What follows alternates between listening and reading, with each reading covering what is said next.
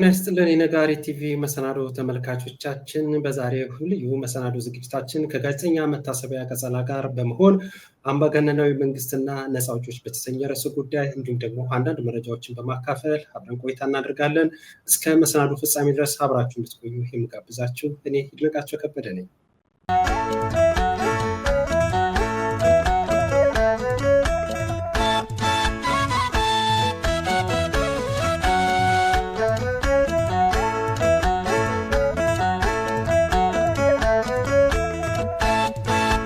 ሰላም ጤና ይስጥልኝ ጋዜጠኛ መታሰቢያ ቀጸላ እንኳን ደህና መጣሽ። ጤና ይስጥልኝ እንኳን ደህና ቆየኝ። እንኳን ደህና ቆያችሁ አድማጭ ተመልካቾቻችን። እጅግ አድርጌ አመሰግናለሁ። ዛሬ ቆይታ የምናደርግበት ርዕሰ ጉዳይ አምባገነናዊ መንግስትና ነፃ አውጪዎች የተሰኘ ነው። ትንሽ እንግዲህ ከወትሮ ለየት ባለ መልኩ በዚህ ርዕሰ ጉዳይ ላይ ቆይታ እናደርጋለን። አስቀድመን ግን አንዳንድ መረጃዎችን ለአድማጭ ለተመልካቾቻችን እናጋራለን። መቲ መልካም ጥሩ። እስኪ በቅድሚያ አንድ የሰማነው ነገር አለ። በምስራቅ ወለጋ በታጣቂዎች ተፈጸመ የተባለ ጥቃት አለ። እሱን መረጃ እስኪ እናጋራና ለተመልካቾቻችን ቀጣይ ወዳሉት ርዕሰ ጉዳያችን እናመራለን። እዚህ በምስሉ ላይ እንደምናየው ጋዜጠኛ መታሰቢያ ቀጸላ በምስራቅ ወለጋ በታጣቂዎች ተፈጸመ በተባለው ጥቃት አንድ የኦሮሚያ ክልል አቃቤ ሕግ ሲገደል 3 አቃቤ ሕግንም ታግተዋል ይላል። በኦሮሚያ ክልል ምስራቅ ወለጋ ዞን በጅማ አርሲ ወደ ነቀምት ለስራ በመጓዝ ላይ የነበሩ የኦሮሚያ ክልል አቃቤ ሕግ ላይ በታጣቂዎች ተፈጸመ በተባለው ጥቃት አንድ አቃቤ ሕግ መገደሉና 3 ደግሞ ታግተው ያሉበት አለመታወቁ ተገልጸዋል። የኦሮሚያ ክልል አቃቤ ሕግ ማህበር ፕሬዝዳንት አቶ ታደሰ ንጉሴ ኢታና ለአዲስ ስታንዳርድ እንደገለጹት የኦሮሚያ ክልል አቃቢያን ሕግ የሆኑት ነጋሲ ከበደ፣ አለማየሁ መሰለ፣ አዲሱ ለገሰና ይርጋለም ምትኩ ለመንግስት ስራ ትናንት ዳር 17 2018 ዓ.ም ከጅማ ከተማ ወደ ነቀምቴ በመጓዝ ላይ ሳሉ በምስራቅ ወለጋ ዞን በጅማ አርጆ ወረዳ ሐራር የተባለች ቀበሌ ሲደርሱ ታጣቂዎች በጫካ ውስጥ በሚንቀሳቀስ ቡድን ቁጥጥር ስር ውለዋል ብለዋል። ዝርዝር መረጃው አዲስ ስታንዳርድ ላይ አለ። እንግዲህ እገታ፣ ማፈን የመሰለ አገር እንግዲህ መንግስት አልባ ሆኗል። ማንም ከቦታ ወደ ቦታ መንቀሳቀስ የሚችልበት አንዳችም ነገር የለም። በእርግጥ እነዚህ አቃቢያን ሕግ ህግንና ስርዓቱን በተመለከተ ብዙ የሚነሱ አሻሚ ጉዳዮች እንዳሉ ሆኖ ግን እንደ ሀገር ግን የገጠመን አንድ ስርዓት አልበኝነትን የሚያሳይ ነው። በዚህ እንግዲህ እገታ ላይ አንድ አቃቤ ሕግን ሲገደሉ ያው 3ቱ እንግዲህ ታግተው እስካሁን ያሉበት ቦታ አለመታወቅን ነው አዲስ ስታንዳርድ የዘገበው። በዚህ መረጃ ላይ ያለሽ አስተያየት በቅድሚያ ምንድን ነው መቲ? ምን እንላለን ይድነቃቸው? በየቀኑ መታገት፣ መገደል፣ መጨፍጨፍ ኑሯችን ስለሆነ መታገት ባይኖር መገደል ባይኖር እንዴት ነው ዛሬ በሰላም ነው? በሰላም ምን ተፈጠረ? እንዴት ነው ምንም የሞት ዜና ሳንሰማ እንዴት አደርን ነው እንጂ የምንለው። የቀኑ የመታገድና የመገደል ዕጣ ፈንታችን ጊዜ ላይ ስለሆነ ያለ ነው። የምንደነቅበት ነገር አይደለም። ከዚህ ጋር ተያይዘው በአሩሲም እንደገና ወደ 19 ሰዎች ካሉበት ሙልጭ ተደረጉ። ሁሉም ታግተው እንደገና ተወስደዋል። መወሰድ ብቻ አይደለም፣ ከዚህ በፊት ሌሎች አካባቢያቸው አንዳንድ እየተባለ ሲወሰድ እነዚህ ነበሩ የቀሩት የተወሰኑት ገንዘብ እያዋጡ የታገቱትን የሚያስፈቱ፣ የሚገሉትን ገለው የሚያጉትን አግተው የመጨረሻዎቹን ልቅም አድርገው አንድ አካባቢ መውሰዳቸውን ዛሬ የተለያዩ ዜና ያወጡ ኢትዮጵያውያን አጋርተውታል። እንደዚህ አይነት ነገር እንግዲህ ህግ በሌለበት መንግስት በሌለበት ወይ መንግስት ራሱ በእገታ ላይ በሚተባበርበት አገር ውስጥ እንደዚህ አይነት ነገር በጣም ኮመን ናቸው። በጣም የማዝነው ግን አሁን ኦሮሚያ ክልል ይሄ መንግስት የኦሮሞ መንግስት ነኝ እያለ በኦሮሞ ህዝብ ውስጥ የመሸጎጡን እንቅስቃሴ ስለሚታይ ብዙ ጊዜ እዛ ኦሮሚያ ውስጥ የሚደረጉ ነገሮች አይነገሩም እንጂ በተለይ ባለስልጣናት አካባቢ በየአካባቢው ያሉ ክፍለ ሀገራት ላይ ከፍተኛ የሆነ ግድያና መታገት ነው የሚደርስባቸው። ይሾማሉ፣ ግዴታ ነው፣ ይሄዳሉ፣ ይገደላሉ። ይሾማሉ፣ ይሄዳሉ፣ ይገደላሉ። ይሄ በጣም ቋሚ ነገር ሆኗል። ቤተሰቦቻቸው ሁሉ መከራ ነው። ከዛ ውጪ በሁለት ኃይል ነው አንዳንድ የኦሮሚያ ክልል ቦታዎች የሚተዳደሩት። ቀን ቀን የመንግስት ሚኒሻዎች ወይም ልዩ ኃይል አለ። እነሱ የሆነ ሰዓት ላይ ይወጣሉ። ማታ ማታ ደግሞ ወይ ሸኔ ይበሉት ምን ይበሉት ብቻ ታጣቂዎች ይገባሉ። ለሁለቱም እየገበሩ ነው የሚኖሩት እና በጣም ከባድ መከራ ነው እዛ አካባቢ ያለው። መልካም፣ ወደ ሌላው ደግሞ መረጃችን እናምራ። እሱም እንግዲህ ህወሓትን በተመለከተ ነው። ብዙ ጊዜ ብለነዋል። እዚህ ዓመት በሚካሄደው የኢትዮጵያ ጠቅላላ ምርጫ በፊት ህጋዊ ሰውነት እንዲመለስ በድጋሚ ጠይቋል። ህወሓት ከህጋዊ ፓርቲነት የተሰረዘ በቂ ምክንያት የለም ሲል ለዶይቼ ቬለ የተናገሩት የፓርቲው ቃል አቀባይ ሚካኤል አስገዶም ከምርጫው በፊት ወደ ፕሪቶሪያል ስምምነት ተመልሰን የፓርቲው ህጋዊነት እንዲመለስ መደረግ አለበት ብለዋል። የኢትዮጵያ ብሔራዊ ምርጫ ቦርድ ህወሓት ጉባኤውን መጥራቱን ጨምሮ ለህጋዊ ፓርቲነት ማሟላት የሚገባውን መስፈርቶች አላሟላም በሚል ባለፈው ግንቦት ፓርቲውን አግዶታል። የፓርቲው ቃል አቀባይ አቶ ሚካኤል ግን ዛሬ እገዳው ፖለቲካዊ ነው ባይ ናቸው። የድርጅቱ ማዕከላዊ ኮሚቴ በቅርብ አካሄደው ግምገማ የትግራይ መንግስትና የፌዴራል መንግስት ተደራድረው ችግሩ እንዲፈታ ሀሳብ ማቅረቡን አቶ ሚካኤል አስታውቀዋል። ብሔራዊ ምርጫ ቦርድ ከህጋዊ የፖለቲካ ፓርቲነት የተሰረዘ ህወሓት በህገወጥ መንገድ እገዳ እንደተጣለበት ገልጾ በቀጣይ እሱን የማያካትት ምርጫ ለማካሄድ እቅድ አለ ሲልም ከሷል። በባለፈው የዚህኛው ምርጫ ከመካሄዱ በፊት የአሁኑ ምርጫ ከመካሄዱ በፊት ከዛሬ 5 ዓመት በፊት በኮሮና ወቅት አብይ አህመድ የሚመራው መንግስት ምርጫ አካሄዳለሁ ሲል እነሱ ማነው በኮሮና ምክንያት ይራዘም ሲል ህወሓት ደግሞ አይ ወቅቱን በጠበቀ መልኩ አካሄዳለሁ በሚል ሰጣ ገባ አንደኛው እንግዲህ ወደዚህ ወደ ከፋው ጦርነትና እልቂት ውስጥ የተገባበት ምክንያት ይሄ ነበር። አብይ አህመድ በአደባባይ ወጥቶ የጨረባ ምርጫ ሲል ነበር ያጣጣለው። እነሱ ደግሞ መንግስት መርጠናል በዚህ እንሄዳለን ሲሉ ነበር።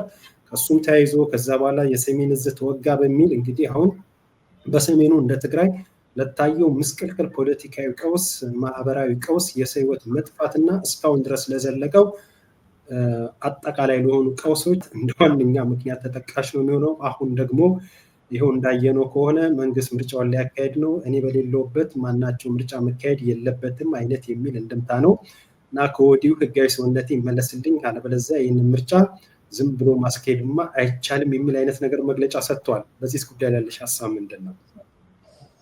በጣም ያው እንግዲህ መቼም ህወሓት በህይወት እስካለ ድረስ ሁሉንም ነገር ከማድረግ ወደኋላ አይልም።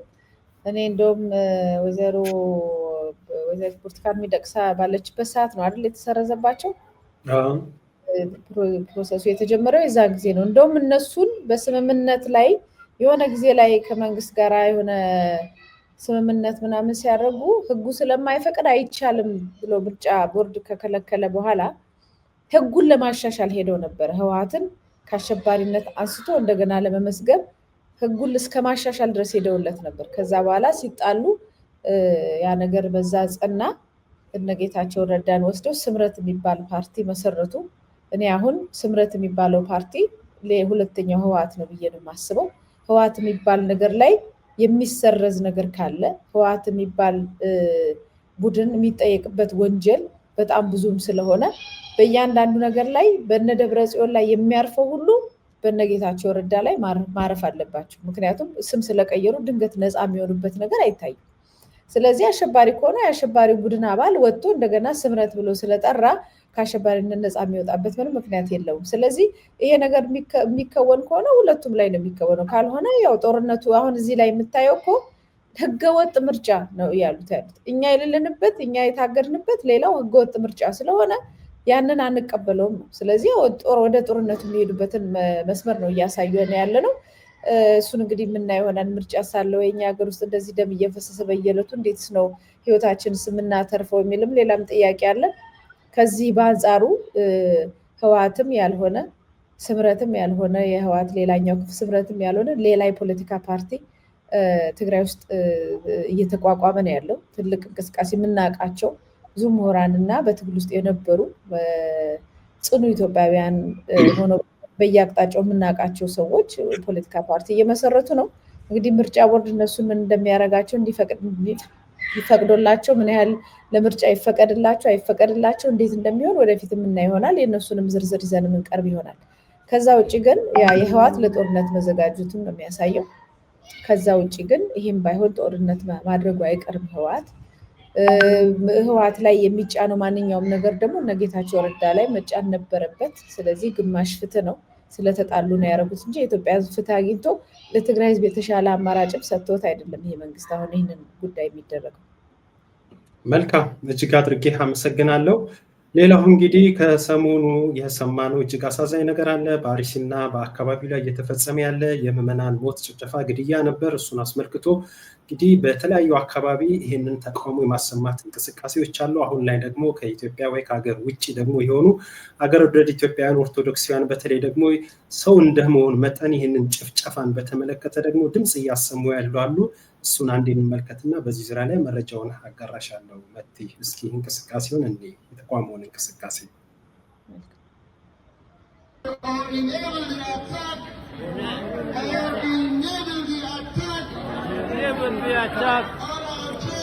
our church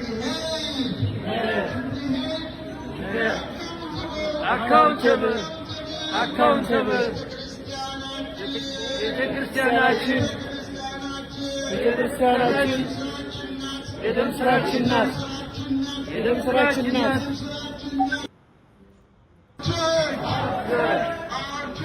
Our church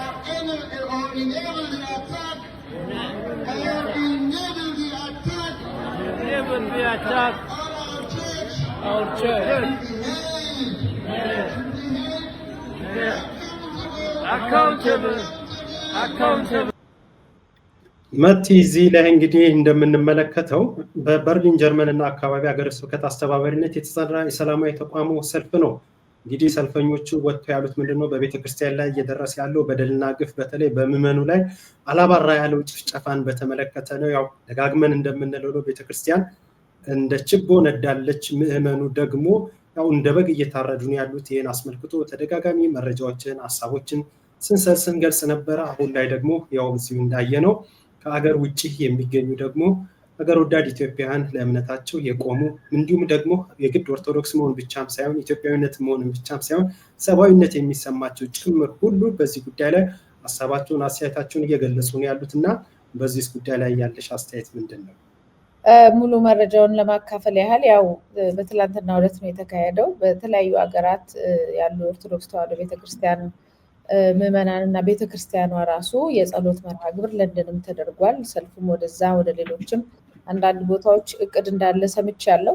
የፍትሃት አገልግሎት የጸሎት መርሃ ግብር በየቤተክርስቲያኑ ተደርጓል። ያ ማለት ውጭ ያሉ አብዛኞቹ ቤተክርስቲያናት እየተደረገ ያለውን ግድያና በቤተክርስቲያኑ ላይ የተቃጣውን መከራ እውቅና ሰጥተውታል። በዚህም ላይ ተግተው እየተገናኙ እየሰሩ ነው። አሁን ምናልባት ይህን ነገር ከሚያዘጋጁት ውስጥ ጥምር የሚባል ቡድን አለ። ብዙውን ነገር ይሄን ነገር በመዋጋት ላይ ብዙ ቀደምት የሆነ እየተንቀሳቀሰ ያለ ጥምረት ቡድን አለ እና ብዙ የምንሰማው ነገር ይሆናል። ትላንትና ወደ ሆላንድ ደንሃግ የሚባል ቦታ ላይ ነው ይሄ አንደኛው የተደረገው። ከአራቱም አብያተ ቤተክርስቲያናት ላይ ነው ተሰባስበው ይህንን ያደረጉት።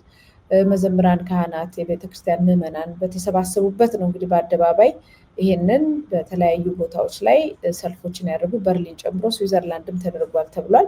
እነዚህ ቦታዎች ላይ በኦርቶዶክስ ግድያ ላይ በቤተክርስቲያን ላይ የተቃጣውን ጠቅላላ የተናገሩበት፣ የተናዘዙበት፣ ያስጠነቀቁበት እና ይህንን መልእክት በደብዳቤም ያስገቡበት መርሃ ግብር ነው ማለት ነው የተከናወነው። ምናልባት ውጭ ላይ ያለው ማህበረሰብ እድልም ስላለው መብትም ስላለው ፈቃድም ስላለው ይህንን ነገር ያደርጋል። ኢትዮጵያ ውስጥ ያለው ግን ምናልባት ምዕመናኑ ብቻውን ላያደርግ ይችላል። ቤተክርስቲያኗ የቅዱስ ሲኖዶስ በዚህ ጉዳይ ላይ እስካሁን እዚህ ግባ የሚባል እንቅስቃሴ አላደረገችም።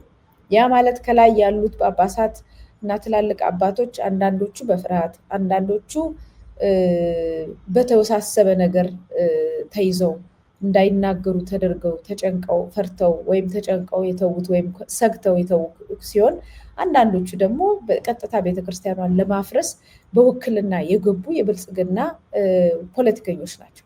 ስለዚህ በዚህ ምክንያት ቅዱስ ሲኖዶሱ ምዕመኑን ከጫፍ እስከ ጫፍ አስተባብሮ ልክ ባለፈው ሲደረግ እንደነበረው የቤተክርስቲያኗን ኃይልና ጉልበት ሊያመጣ አልቻለም።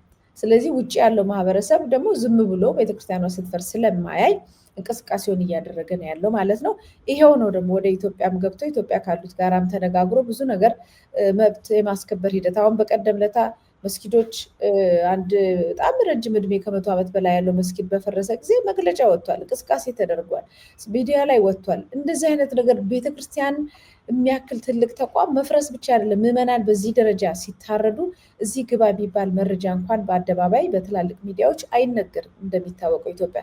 ስለዚህ ኢትዮጵያ እንደ ሀገር ነው የዘመተችባት ማለት ሰዎች በስልጣን ላይ ያሉ ታንኩንም ባንኩንም የያዙ ሰዎች ሚዲያውንም በመከልከል ድምጿንም በመከልከል እንደገና ደግሞ ህዝቡን በማረድና በማሳረድ ከዛ ውጪ ደግሞ ድምፅ እንኳን ምዕመኑ እንዳያሰማ በማገድ እንደዚህ አይነት ከፍተኛ የሆነ ጥቃት የቤተክርስቲያንን መጥፋት እያንቀሳቀሱ ነው ያሉት። በዚህ የተነሳ ምዕመናኑ ውጪ ላይ ለሚገባው አካላት ከክርስቲያን ጋር ሊቆሙ ከሚችሉ ሀገራት ጋር ሁሉ የሚገባውን ጥያቄና መልእክት ማድረስ አለበት፣ ደብዳቤ ማስገባት አለበት።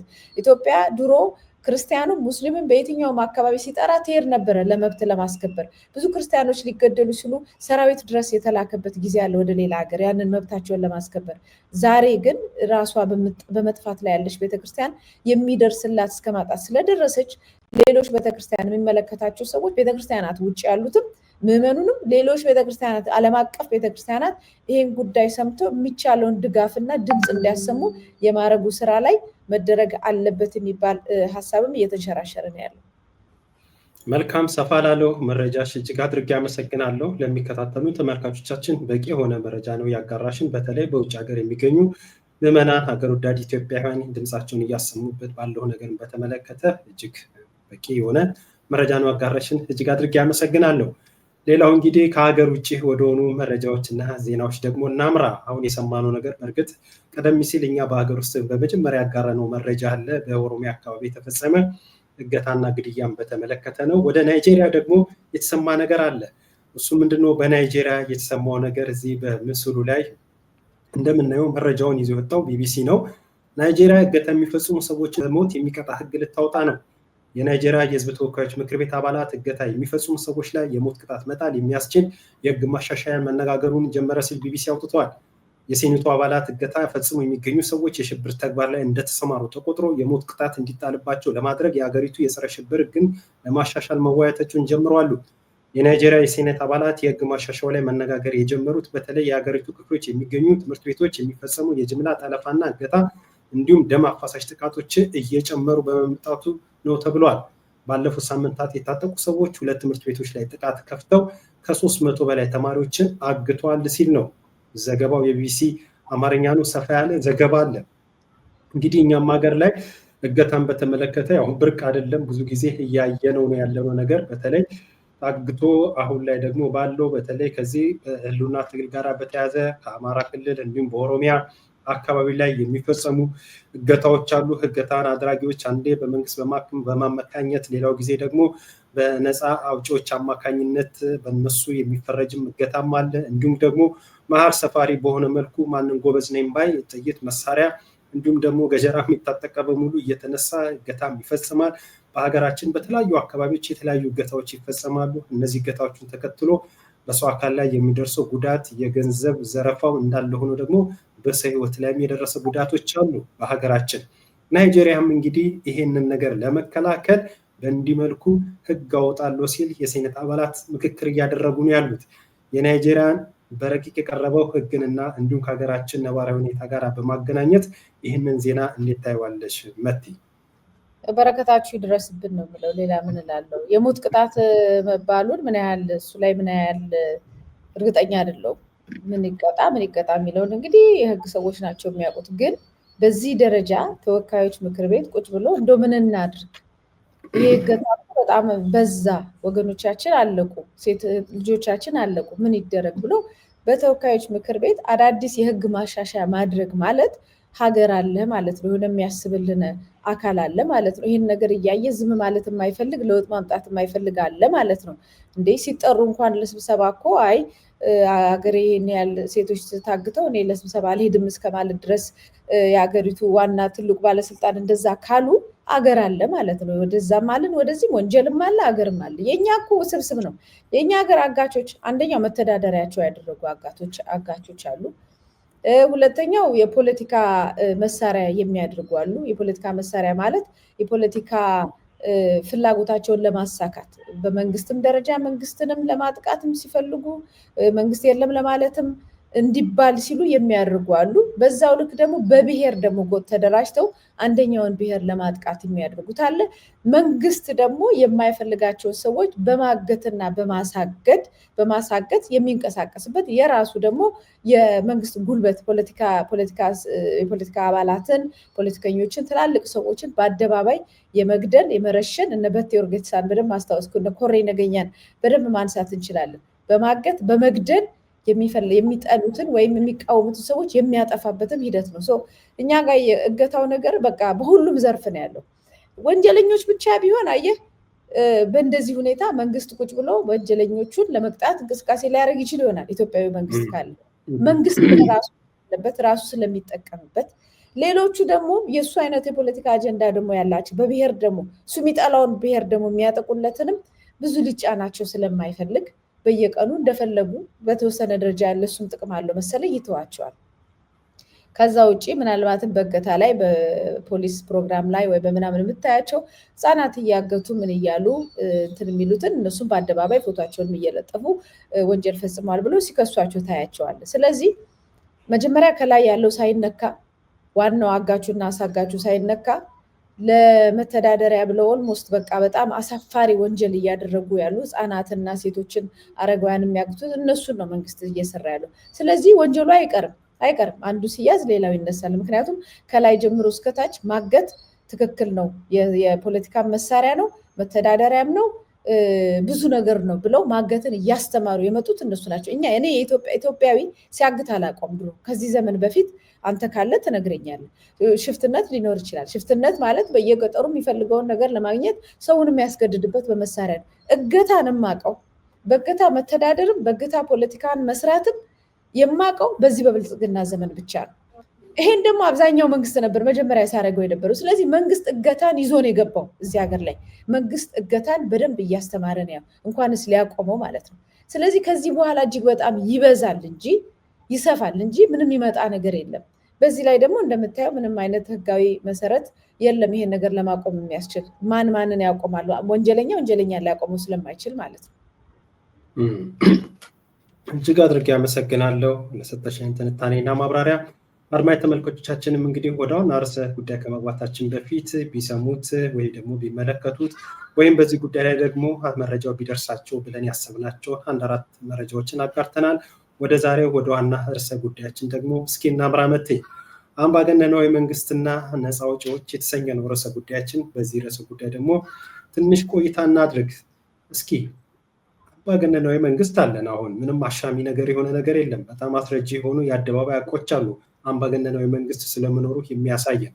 ያህ እንዳለ ሆኖ ደግሞ በተለያየ አካባቢ ደግሞ ከዚህ አምባገነን አገዛዝ ነፃ ለመውጣት የሚደረግ እንቅስቃሴዎች አሉ። በመሃል ደግሞ እየተጨቆነ ያለ ግፏን ህዝብ አለ። እነዚህን ሶስቱን በየፈርጁ እያየን ቆይታ እናድርግ። በጥቅሉ ግን አምባገነናዊ መንግስትና ነፃ አውጪዎችን በተመለከተ ያለሽ አስተያየት ምንድን ነው? እኔ አምባገነን መንግስት አለ አውቃለሁ።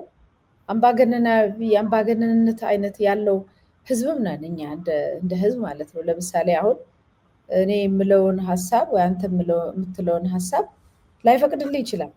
ይህንን ስላሰብክ ያሳድድል፣ ሊመታ፣ ሊሰድብህ የሚፈልግ ሰዎች በራሳቸው ሀሳብ አቋማቸው ሊከበር ይገባል ብሎ የማያስብ ብዙ ሰው አለ እና በሁሉም ዘርፍ ነው ያለው። ለዚህ ነው አምባገነን መንግስት ያለን አምባገነን ህዝብ ስላለን በሆነ በአምባገነንነት ሲስተም ነው የመጣን ያለ ነው እንደ ሶሳይቲ እንደ ማህበረሰብ ማለት ነው። ከዛ ውስጥ የሚወጡ ሰዎች አምባገነን ይሆናሉ። ለምን? ምክንያቱም ማህበረሰባችን ውስጥ አምባገነንነት ስላለ ማለት ነው። ምናልባት አሁን ላይ ያሉት አምባገነን መንግስት የምንላቸው ጨካኝም ናቸው፣ አረመኔም ናቸው። አሁን እኮ ደርግም እኮ አምባገነን ነው። ደርግም ጨካኝ ነው፣ ገዳይም ነው። ነገር ግን ደርግ ምን አለው? ይሄ መንግስት የሌለው ምን አለው? አንዲት ኢትዮጵያ ወይም ሞት የሚለው ነገር አለ። የኢትዮጵያን ሉዓላዊነት ለመጠበቅ እናንተ አታውቁም፣ እኔ ነኝ የማውቀው፣ በእኔ መስመር ነው የሚሆነው የሚል አምባገነንነት ነው። ይሄ ደግሞ አፈርሳችኋለሁ፣ ጠላችኋለሁ፣ እምቢ ካላችሁኝ ደግሞ ከዚህም በላይ አድርጋለሁ። ዝም ብለው ፈርተህ የምትቀመጥ አምባገነንነትም እኮ አይነት አለው። ማስፈራራት፣ በጉልበት መፈጸም ነው አይደል? አንተ ዝም ብለህ ብትቀመጥ ደግሞ ቤት መጥቶ ቤትም ይፈርሳል፣ አንተም ትሳደዳለህ፣ ትፈናቀላለህ፣ አይወድህም። በቃ ኢትዮጵያ ላይ ከባድ የሆነ እኔ እንጃ ኢትዮጵያን እንዴት እንዳሰቧት እንዴት የድሮዋን ኢትዮጵያ ይህቺ ታሪክ ያላትን ጣሊያን ድል የነሳችውን በትላልቅ መድረክ ላይ የተከበረችውን የጥቁርን ሕዝብ ከሌላው ማህበረሰብ ጋር ትንሽ ነው ሲሉ ትልቅ ነው የሚለውን ነገር በአደባባይ የመሰከረችውን በሁሉ ነገር ቀደምት በስልጣኔ በምንም ቀደምት የነበረችውን ኢትዮጵያን አራክሶ እሱን አጥፍቶ ሌላ እነሱ የሚፈልጓትን አዲስ የኢትዮጵያ ገንዘብ ላይ ብቻ ያተኮረች ብልጭልጭ ነገር ላይ ያተኮረች የድሮ ሰዎች ስማቸው የማይነሳበት ከባድ የሆነ ትራንስፎርሜሽን ነው እያደረጉ ያለ። የኢትዮጵያን ከነስሟ ከነ ታሪኳ የመጥላት ነገር አለ። ኧረ ይሄ ነገር አይሆንም ስትባል ደግሞ አይ አይናችሁ እያየ እናደርገዋለን አሉ። ብዙ ነገር እኮ ቀይረዋል። በደንብ ካየነው አዲስ አበባን ተመልክቶ ኢትዮጵያ የድሮ ታሪኮቿን የሚገልጹ ነገሮች ምን አለ ካልከኝ አብዛኞቹ ነገር ቀይረው በራሳቸው ተክተው አስቀምጠዋል። የቀራቸውን ደግሞ ቀስ ቀስ እያሉ ይሸፍኑታል፣ ያጠፉታል፣ ይሸፍኑታል። ታሪካዊ ቅርሶቻችንን ያጠፋቸዋል። ከታሪካዊ እና ማንነታዊ ቅርሶቻችን ውስጥ ሃይማኖታችን አለበት። አንደኛው የኢትዮጵያ ኦርቶዶክስ ተዋሕዶ ቤተክርስቲያን እንዲሁም ደግሞ የእስልምና እምነታችን ሁለቱም የድሮነት ብዙ ነገር አላቸው፣ ባህል አላቸው። ሃይማኖታዊ እምነት ብቻ ሳይሆን ሃይማኖታዊ ባህል አላቸው፣ የኑሮ ዘይቤ ያላቸው። አየህ እንትና መስጊድ የመስጊድ ሁኔታ መስጊድ ላይ አላሁ አክበር ሲል ሌሊት ለሰዓት መቁጠሪያ እኮ ነው። ለሌላው ለክርስቲያኑ ሰዓት አላሁ አክበር ተብሏል ተነሱ ምናምን ይባላል። በጠዋት መነሳት ለሚፈልግ ቅዳሴ ደረሰ ሲባል ጾም ገባ ወይንም ዛሬ ሰንበት ነው ወይም የቅዳሴ ሰዓቱ 6 ሰዓት ነው ይላል። ባህላችንም ህይወታችንም እንደዚህ ነው የመጣው። እነዚህን ሁሉ እየጠላ ነው የመጣው። ጮኸብኝ፣ አዛኑም ቅዳሴውም ረበሽኝ። ምንድነው? እነዚህን ደግሞ እያሳነስን ሃይማኖታችንን ከእንደዚህ አይነት ነገር አውጥተን ከሃይማኖተኛነት አውጥተን የብልጽግና ራዕይ የብልጽግና ጎስፕል ተከታይ ስራን የሚሰራ ግን ሁልጊዜ ገንዘብ ላይ የሚያተኩር ወደኋላ የማይመለከት ርኅራኄ የሌለው ለድህነትን የሚጠላ ድሃዎችን አብሮ የሚጠላ ኢትዮጵያ ድሃ ነች። ኢትዮጵያ የሆነ ድህነትን መጥላት ከጀመርክ ኢትዮጵያዊ አይደለም። ዝም ብለህ ኤመሬት ነው መሄድ ያለብን። ግን ኢትዮጵያን ድሃውን ጠልቶ ማንነቱን የኢትዮጵያን ማንነት ጠልቶ መቀየር ያባት እኮ ነው። እሱን ጠልቶ ድሃን በማስወገድ አዲስ ብልጭልጭ አገር ማዳጋስካርን ለመገንባት የሚደረግ የአምባገንነት ስርዓት ነው ያለው። አሁን ዋናው ነገር የኢትዮጵያ ሕዝብ በአብዛኛው ይህንን መንግስት በአምባገንነት ብቻ ሳይሆን መኖር ስላቃተው በቃ መኖር ስላቃተው መዋል ማደር፣ መብላት፣ መጠጣት፣ በሰላም መተኛት፣ በሰላም መኖር ስላቃተው ይህ መንግስት እንዲቀየር የሚፈልግ ማህበረሰብ እጅግ በጣም እልፍ ነው፣ ከሚበላው ከሚስማማው ውጪ ማለት ነው። ነገር ግን በምን ይለወጥ የሚለው ላይ ብዙ ልዩነቶች አሉ። ይሄ ነው ሲለወጥ ማን ይሆን የሚመጣው? ነፃ አውጪ የኔ ማን ነው? እከሌ ነው ነፃ አውጪ ብሎ አንድን አካል የሚይዛለ። እኔ ነፃ አውጪ የለኝም፣ የሚማያቸው ሁሉ ለእኔ ያስፈሩኛል። ይሄ መንግስት እንዲቀየር እፈልጋለሁ፣ ነገር ግን የማያቸው ደግሞ ያስፈሩኛል። ምን ይሻላል? አዲስ አደረጃጀት፣ አዲስ ነገር መምጣት አለበት የሚሉም አሉ። አይ ይሄው መንግስት እንግዲህ እየገደለን ይቀጥል እንጂ ያን ያህል እኔ ደስ የሚለኝ ነፃ አውጪ የለም የሚላለ። ማንም ይምጣ ምንም ይምጣ ከየትኛውም አንግል ይነሳ ለውጥ ነው የምንፈልገው የሚላለ። ስለዚህ ብዙ ለውጥ ፈልገው የለውጥ በተለያየ መልኩ የሚያዩ በተለያየ አንግል ደግሞ ሁኔታውን የሚደግፉ የማይደግፉ ተጽዕኖ ፈጣሪዎችም ተጽዕኖ ምንም የማያደርጉ ዝም ብለው እግዚአብሔር የሚያመጣውን የምንቀበል የሚሉም አሉ። ለውጥ መፈለጉ ላይ ግን እርግጠኛ አብዛኛው ማህበረሰብ ለውጥ ይፈልጋል። ምናልባት አሁን ነፃ አውጪዎች ሊሰሩት የሚገባው ነገር እንዴት አድርገን ነው በለውጡ ላይ እኛ የምናመጣው ለውጥ ሰላም የሚሰጠው ከሆነ እረፍት የሚሰጠው ከሆነ እንዴት አድርገን ነው ከህዝቡ ጋር ኮሚኒኬት አድርገን ከህዝቡ ጋር ወደ ህዝቡ ቀርበን እኛ እኮ እንደዚህ ነን፣ የሚመጣው ለውጥ ይህንን ይመስላል፣ ፖሊሲያችን ይሄ ነው፣ ስለዚህ አትፍሩት፣ የፈሩትን ማለት ነው አትፍሩት።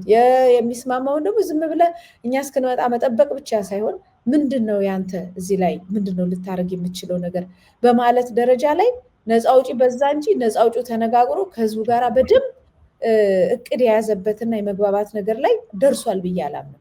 ህዝብ ግን ስለመረረው ማንም ይምጣ ማንም ለውጡን የሚያመጣውን እንከተላለን የሚል በጣም ብዙ ደግሞ አለ፣ በጣም ስላንገፈገፈው ማለት ነው። ይሄ ደግሞ ሁልጊዜም የሚመጣ ነው። በእርግጥ ያሁኑ ብሷል። ሁልጊዜም ወያኔም የመጣው ይምጣ ይውረድ ላይ ነበር። ሁላችንም የመጣው ይምጣ ይውረድ ላይ ነበር። ደርግም የመጣው ይምጣ ይውረድ ላይ ነበር። እነዚህ ዋጋ ስላስከፈሉ ትንሽ የመፍራት ነገር ምንድነው አዲሱ የሚመጣው ምንድነው የሚያደርገው የሚል ብዙ ጥያቄዎች አሉ። እነሱ በእርግጥ መመለስ ቢጀምሩ ብዙውን ማህበረሰብ አቅጣጫ እንዲይዝ ያደርገዋል የሚል አቋም አለኝ እኔ እንደ ግለሰብ ማለት ነው። መልካም፣ ካቀረብሽው ሀሳብ ተረድተናል። ያየነው ነገር ምንድነው? አምባገነናዊ መንግስትና ነፃ አውጪዎች የተሰኘ ነው። አምባገነናዊ መንግስት ስለመኖሩ እንግዲህ በአስረጅነት ብዙ ነገር ብለናል። አንቺም ሀሳብሽን ገልጸሽበታል። ተመልካቾቻችን ይህን ነገር ይረዱታል። ከዚህ ነገር ደግሞ ለመገላገልና ለመውጣት ደግሞ እየተደረጉ ያሉ የነፃነት ትግሎች አሉ። ነፃ አውጪዎች የምንላቸው አሉ። በመሀል ደግሞ በዚህ ችግር ውስጥ ዳፋ ውስጥ ያለ ደግሞ ህዝብ አለ። ህዝብን በተመለከተ ደግሞ ያነሳናቸው ሀሳቦች አሉ። ግን የሚነሱ አንዳንድ ጥያቄዎች አሉ። አምባገነናዊ መንግስቱ እንዳለ ሆኖ በተለይ ነፃ አውጪዎች ከዚህ በተለይ ነፃ አውጪዎች በሚያደርጓቸውን እንቅስቃሴዎች በተመለከተ አንዳንድ ተስፋ አስቆራጮች እንቅስቃሴም አለ። አንዳንድ ቦታ ላይ እንደውም አምባገነናዊ መንግስት ከሚያደርገውም ባልተናነሰ ወይም በእኩል ደረጃ በምንለው ምናልባትም ደግሞ በበለጠ መልኩም ጭምር የምናያቸው እንቅስቃሴ አለ። ይህንን ማስመልክቶ ህዝብ የሚያነሳቸው ጥያቄዎች አሉ። እንዲሁም ደግሞ ከምንም በላይ ደግሞ ህዝብስ በራሱ ከአምባገነን መንግስት ለመገላገል ነፃ አውጪዎችን ባለመጠበቅ በራሱ የሚያደርጋቸው ሰላማዊ፣ ህጋዊ፣ ዲሞክራሲያዊ የሆኑ እንቅስቃሴዎች የሉም ወይስ? ህዝብስ በዚህ ጉዳይ ላይ ሊኖረው የሚችለው ሚና ምንድን ነው የሚለውን ደግሞ እንመልከትና የዛሬ መሰናዷችን ወደ ማጠናቀቁ እንሄዳለን። ያው ህዝብ ነው እኮ አሁንም እኮ ነፃ አውጪ የምንለው እኮ የህዝብ አካል ነው። ከህዝቡ የሚወጣ ነው። ሲቆጣ ህይወቱ አስተማማኝ ሳይሆን የህልውና ችግር ሲኖርበት ተሰብስቦ እንደ ህዝብ ጫካ ገባ ወይም ፖለቲካል ፓርቲ መሰረተ ወይንም ካምፔን ያደርጋል፣ ይቃወማል፣ ይጽፋል፣ ብዙ አይነት ሎቢ ያደርጋል። ይሄ ሁሉ የህዝብ አካል ነው። ሰፊው ህዝብ የምትለኝ ከሆነ ሰፊው ህዝብ ሁሉ ጊዜ የተወሰኑ ሰዎች እንዲመሩት ይፈልጋል። አሁን መሪ ማን ነው? መሪ አለ ወይ? መሪስ ማን ነው? የትኛው መሪ ነው ብዙ ማስከተል የቻለው የሚል ነው ዋናው ጥያቄ። እና አሁን ብዙ ጊዜ ነፃ አውጪ ተብሎ ሲመጣ ነፃ አውጪዎች ራሳቸው ነፃ አውጪዎች ህዝብን የመማረክ ግዴታ አለባቸው። ህዝብ አብሯቸው ካልቆመ መንግስትን የሚያክል ነገር አታሸንፍም። መንግስት ሆኗል፣ በቃ ሰራዊት ይዟል፣ ታንኩን ይዟል፣ ባንክን ይዟል፣ ከባድ ነው። ስለዚህ ግዴታ ህዝብን ማስከተል አለበት። ህዝቡ ደግሞ ባለው መንግስት በቃ ተስፋ ከቆረጠ ግዴታ ወደ ነፃ አውጪ ነው የሚመጣው። ነፃ አውጪ ከምንለው አንጻር እንደውም ነፃነት ፈላጊዎች ጋራ አብሮ በጋራ ሆኖ ነፃነቱን ማምጣት አለበት። አለዛ ቁጭ ብሎ በቃ የሚመጣው ይምጣ ካለ የሚመጣው ኃይል ሞቶ ታግሎ ወይም ታስሮ ወይም ተፈቶ ወይም በፖለቲካ መምን ብሎ ራሱ ብቻውን ከሆነ የሚመጣው ህዝብ ካልተሳተፈበት ነገ መብት አለኝ ብለህ ለመጠየቅ በጣም ከባድ ነው የሚሆነው። ስለዚህ የዛ የነፃነትን የመፈለግ ሂደቱ ላይ ወይም መንግስትን የመለወጥ ሂደቱ ላይ ህዝብ መሳተፍ አለበት። ስለዚህ ህዝብ ራሱም የለውጡ አካል እንዲሆን ነገ ምንም ችግር ቢመጣ አብሮ ተሳታፊ ሆኖ ሀገሩም የኔ መብቱም የኔ ምኑም የኔ ለውጡም ምን የምፈልገው ነው መምጣት ያለበት ሲል መሳተፍ አለበት። ነፃ አውጪዎች ወይም ነፃነት ፈላጊዎች ተንቀሳቃሾች ደግሞ ብቻቸውን አንደኛ ማድረግ ስለማይችሉ ህዝቡን ቢይዙ ትክክል ስለሆነ ጊዜው ስለሚያጥር ነገሩን ወደ ተግባራዊ ለማድረግ ስለሚቀል ወደ ህዝብ መምጣት አለባቸው። ስለዚህ በዚህ መልኩ ሀገራችን ላይ ሰላም፣ አንድነት፣ እድገት ልናመጣ አስበናል። ይሄንን መንግስት መቀየር እንፈልጋለን ብለው ቅድም ያልኩ ነው ከህዝብ ጋር በደንብ መነጋገር ሲጀመር አሁን ሁሉ በየቁጡ ይሄዳል። አደባባይ ላይ ወጥቶ ካምፔን የሚያደርግ ህዝብን ለማሳመን የሚንቀሳቀስ ይሄንን ነው መምጣት ያለበት። እኔ የማስበው ይሄን መንገድ ነው። አብራችሁን ቁሙ የሚል ነገር የለም። እንደምታውቀው ምናልባት ፖለቲካ ፓርቲዎች ምርጫ ምናምን ሲኖር ወጥተው እንደሚያደርጉት ቅስቀሳ አይነት ነፃ አውጪዎች በራሳቸው ታግለው የሚችሉትን ያህል ሰው ይዞ ነው እንጂ የሚታገሉት ሰፊውን ህዝብ ያውን በተለይ በየክልሉ ስለሆነ ለውጥ እየተነሳ ያለው ሰፊው ህዝብ ማለት ደግሞ ሁሉንም ክልል ያማከለ ጥሪ ተደርጎ ያውቃል ብዬ አልገምትም። ከተደረገም በቂ አይደለም። ሁሉንም ክልሎች ሁሉም ክልል እያለቀሰ ነው አይደለም? ሁሉም ብዙ ችግሮች በዚህም ይመጣል። ዜናውን ስንሰራው ነው እኛ የምናውቀው። በሁሉም ክልል ውስጥ በዚህ መንግስት መማረርና ችግር እየወጣ ይነገራል። ነፃ አውጪዎች ወይም ነፃነት ታጋዮች ደግሞ በየክልሉ ልክ ህገ መንግስቱ እንዳደረገው እንዳስቀመጣቸው፣ በእርግጥ ህገ መንግስቱ ነው ይህንን ያደረገው፣ እንመለስ ናቸው ይህንን ያደረጉት። አንዱ ከአንዱ ጋር ተነጋግሮ ትልቅ ለውጥ እንዲያመጣ ስለማይፈለግ ነው የተደረገው። ያንን በር ሰብሮ ግን ሰፊውን ህዝብ ማግኘት፣ ጥሪ ማድረግ ለሰፊው ህዝብ በዚህ መልኩ ከአንተ ጋር ተመሳሳይ ችግር አለብኝ፣ ከአንቺ ጋር ተመሳሳይ ችግር አለብኝ፣ በዚህ ምክንያት ደግሞ የማመጣው ለውጥ ለአንተም ለእኔም ለአንቺም ለሁላችንም የሚጠቅም ነው።